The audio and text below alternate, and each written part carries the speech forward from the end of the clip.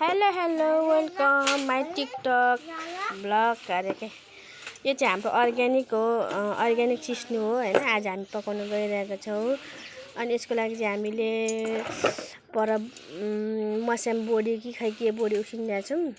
अनि यो भयो, अनि यो अर्ग्यानिक चिप्ले भेन्डी भयो यो। अनि हामीले यो चाहिँ बैगुनको चाहिँ आज हामीले भत्का बनाउन लागेको छौँ।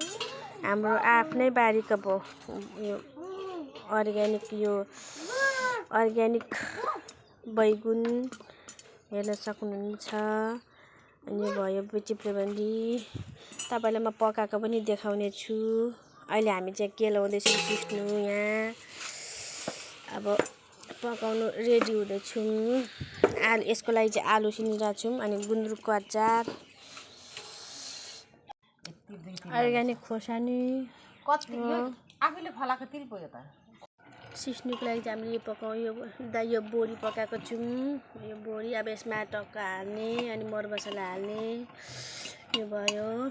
अनि मैले चाहिँ बैगुनको लागि चाहिँ यहाँ आलु उसिन्दैछु गुन्द्रुकको अचार बनाउनको लागि। यसमा हाम्रो चाहिँ गाउँघरको चुला यस्तै छ है हजुर। अब यो हजुर मकैको चामल उसिन्दैछौँ। अब यसमा चाहिँ मकैको पिठो लगाएर फत्के भात बनाएर टक्क सिस्नुसँग खाने हो हजुर। अब चाहिँ हामीले बैगुनलाई यसरी पोल्ने होइन। यसरी पोलेपछि अनि फत्किन्छ। अनि फत्केपछि चाहिँ हामीले पकाउने।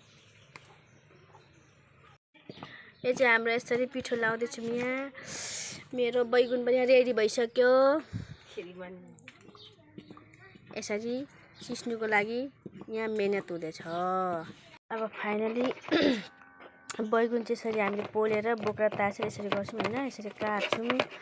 अनि यसको लागि चाहिँ हामीले टमाटर, लसुन, प्याज, आलु उसिनेको आलु, खोर्सानी सबै रेडी गर्छौँ।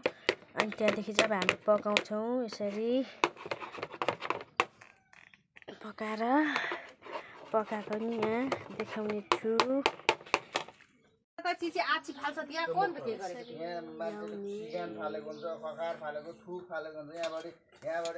लागि यहाँ पकाउँदैछु।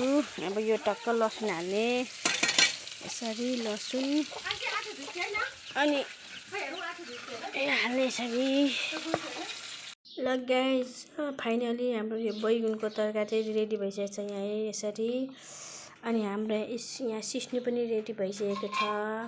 अब खाना मात्र बाँकी छ, सिस्नु रेडी भइसकेको छ यो भयो। अनि त्यहाँदेखि यो मकैको भात रेडी भइसकेको छ गाइज। ल गाइज हाम्रो अर्ग्यानिक खाना सबै रेडी भइसकेको छ यहाँ। आज टक्क मकैको भातको साथमा सिस्नु बैगुनको तरकारी साथै डल्ले खोर्सानीको साथमा आज हाम्रो अर्ग्यानिक खाना रेडी भइसक्यो। अब हामी खाना गइरहेका छौँ। र thank you watching my video. यस्तै भिडियोहरू आउनेछ फेरि पनि। धन्यवाद।